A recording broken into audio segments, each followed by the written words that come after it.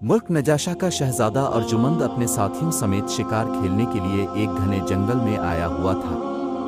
उन्हें यहाँ शिकार खेलते हुए कई रोज गुजर गए थे। उन्होंने इन दिनों में जी भरकर शिकार खेला था, इसलिए और अब शहजादा अर्जुमंद वापस जाने के बारे में सोच रहा था कि अचानक इसका एक साथी इसके खैमे में दाखिल हुआ।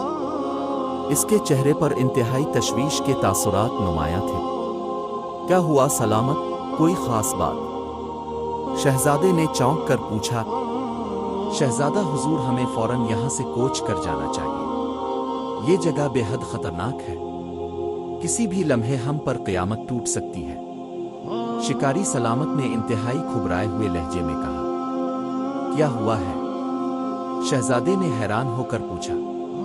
मुझे एक बूढ़ी औरत मिली है, वो जंगल के अंदर एक झोंपड़ी में रहती है। इसने मुझे बताया है कि यहाँ करीब ही एक पहाड़ी इलाका है, वहाँ एक खौफनाक देव रहता है जो इंसानों को पकड़कर जिंदा खा जाता है।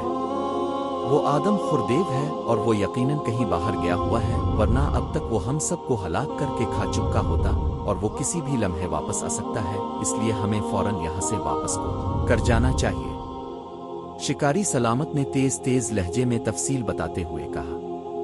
कहाँ है वो बूढ़ी औरत? मुझे इसके पास ले चलो।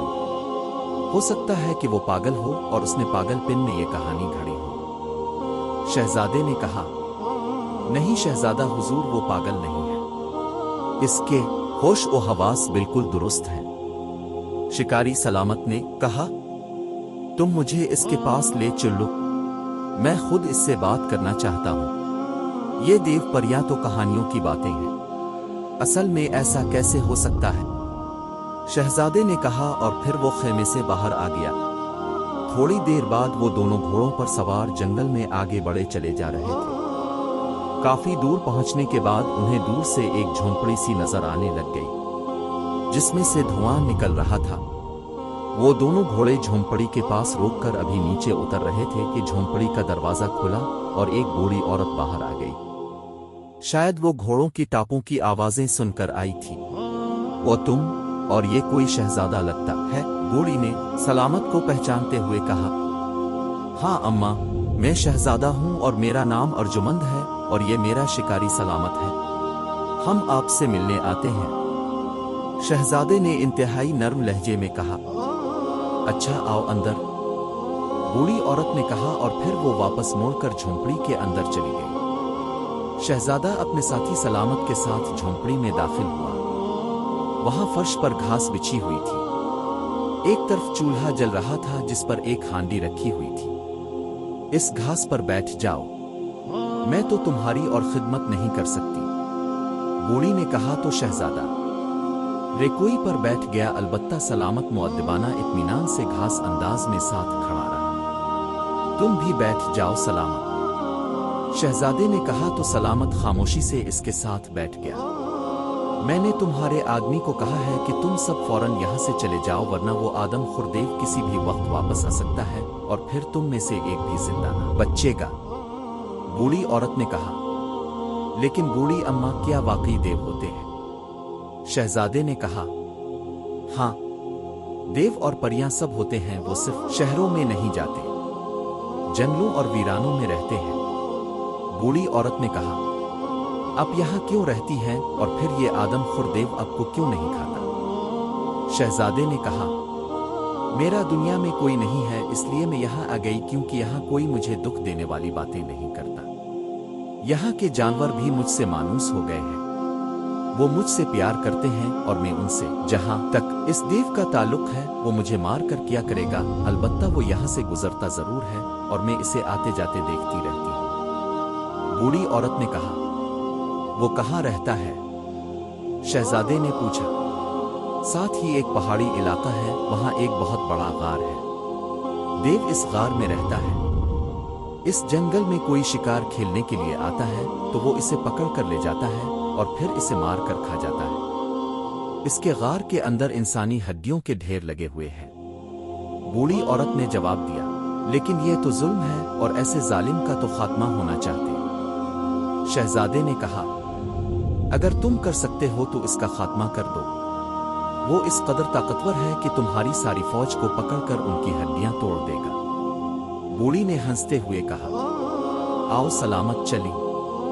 शहजादे ने उठते हुए कहा और फिर वो दोनों झोंपड़ी से बाहर आ गए। तुम कैंप में जाओ, मैं इस गार का चक्कर लगा कर आता हूं, शहजादे ने कहा और फिर सलामत के रोकने के बावजूद वो केवड़ा दौड़ाता हुआ इस पहाड़ी इलाके की तरफ बढ़ता चला गया।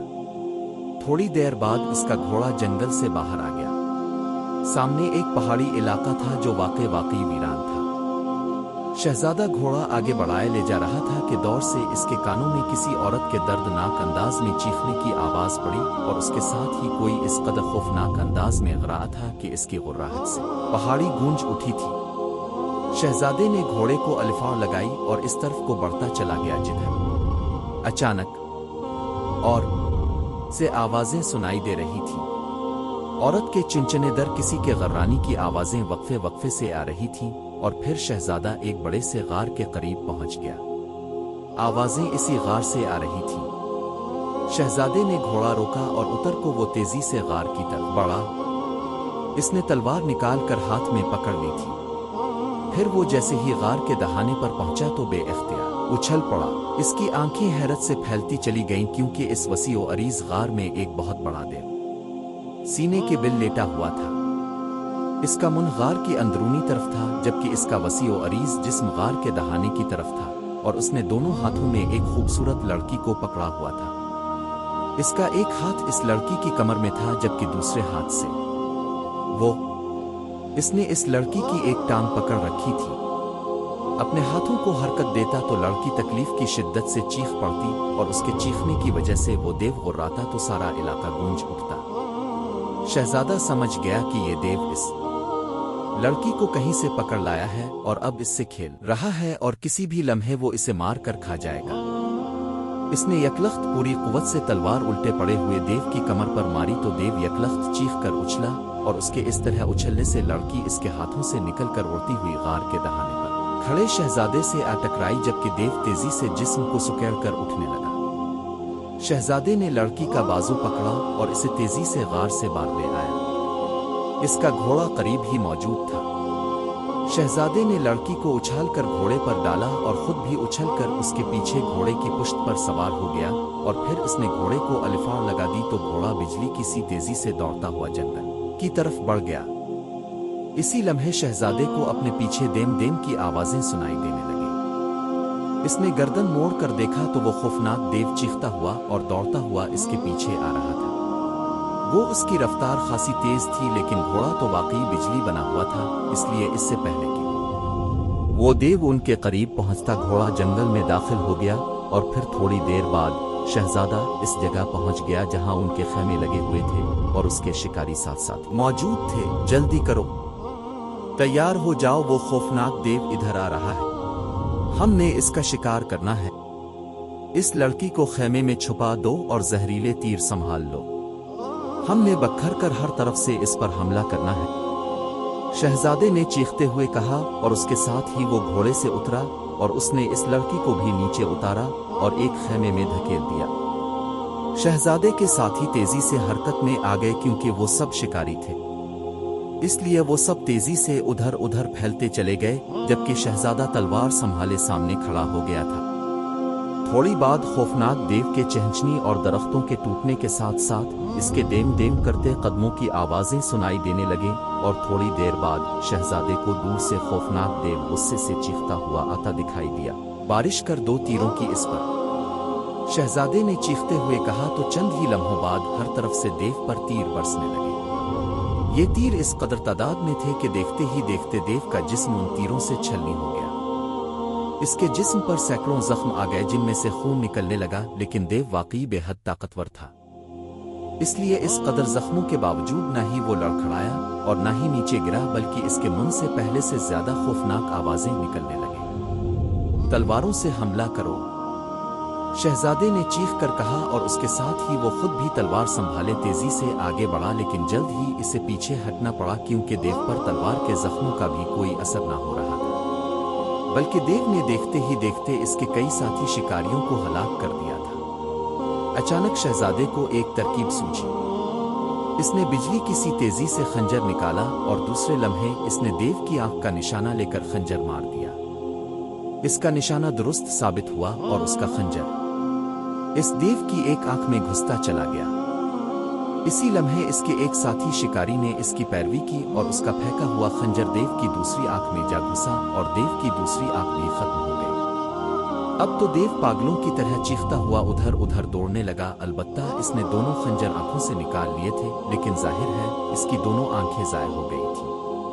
تیر مارو، شہزادے نے چیخ کر کہا تو ایک بار پھر دیو پر تیروں کی بارش شروع ہو گئی، اور اس بار اندھا دیو تیر کھا کر چیختا ہوا ایک دھماکے سے نیچے گرا تو شہزادہ آگے بڑھا، اس کے ساتھی بھی آگے بڑھے اور پھر سب نے تلواروں کی مدد سے اسے اس قدر زخمی کر دیا کہ دیو آخر کار ہلاک ہو گیا، اور شہزادے نے اطمینان کا سانس لیا اور پھر وہ خیمے میں داخل ہوا تو اس نے دیکھا کہ وہاں وہ لڑکی بڑے خوفزدہ انداز میں سمٹی ہوئی ایک طرف بیٹھی تھی۔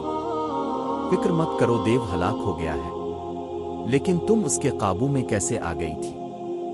شہزادے نے کہا، میرا نام دلبر ہے اور میں ایک جوہری کی بیٹی ہوں۔ میں یہاں سے بہت دور اپنے مکان کی چھت پر کھڑی تھی کہ اچانک یہ خوفناک دیو آ گیا اور مجھے ہاتھوں میں جکڑ کر غار میں لے آیا، پھر اب آ گئے اور میں بچ گئی۔ میں اب کی بے حد شکر گزار ہوں۔ لڑکی نے کہا تو شہزادے نے اسے اپنے ساتھ گھوڑے پر بٹھایا اور اسے اس کے گھر لے گیا۔ اس کے گھر والے اسے روپیٹ بیٹھے تھے، لیکن جب انہوں نے اسے زندہ سلامت دیکھا تو وہ بے حد خوش ہوئے، اور دلبر نے تفصیل بتائی تو سب نے شہزادے کا شکریہ ادا کیا۔ شہزادے کو یہ لڑکی بے حد پسند آئی تھی، اس لیے کچھ روز بعد اس نے اپنے والد بادشاہ سے کہہ کر اس لڑکی کے والد کو بلوایا اور پھر اس سے شادی کی بات کی تو جوہری بے حد خوش ہوا کہ اس کی بیٹی شہزادی بن جائے گی، چنانچہ وہ فوراً رضامند ہو گیا اور پھر شہزادہ ارجمند اور دلبر کی شادی ہو گئی۔ کئی روز تک ملک میں جشن منایا جاتا رہا۔ شہزادے نے جنگل میں رہنے والی بوڑھی عورت کو بھی محل میں بلوا لیا اور وہ بھی وہیں رہنے لگی۔ وہ بے حد خوش تھی اور ہر وقت شہزادے کو دعائیں دیتی رہتی، جبکہ شہزادہ اور دلبر دونوں ہنسی خوشی زندگی گزارنے لگے۔